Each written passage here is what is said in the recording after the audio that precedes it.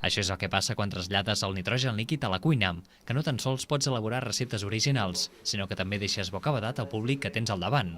El xef argentí Martín Lipo ha participat al Gastrofòrum de l'Escola d'Hoteleria Joviat i ha mostrat als alumnes les possibilitats que ofereix aquest element, capaç de congelar els aliments en molt pocs segons. Els joves cuiners han pres nota de tots els avantatges i inconvenients que té aquesta innovadora tècnica culinària, que segons Martín Lipo ja s'està extenent en diferents àmbits com el món de les geladeries. Però sobretot en aquests moments on està tenint més incidència és en àmbits on el que es busca és que l'elaboració de la recepta es converteixi en un espectacle, com podria ser en un casament o en una discoteca a l'hora de crear combinats. Martín Lipo, coautor de 2 llibres i ponent gastronòmic en més de 12 països, ha fet la seva classe magistral a l'últim dia d'aquest gastrofòrum que es va iniciar dilluns. Durant aquests dies s'han fet xerrades, tallers, sessions de vídeo i ponències relacionades amb la gastronomia.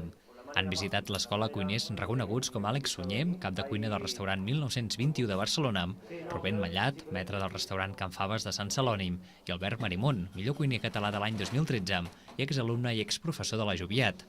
Tots ells han mostrat els seus coneixements culinaris, com el cas de Martín Lipo, que la seva participació al Gastrofòrum en alguns moments no s'allunyava gaire d'un espectacle d'il·lusionisme.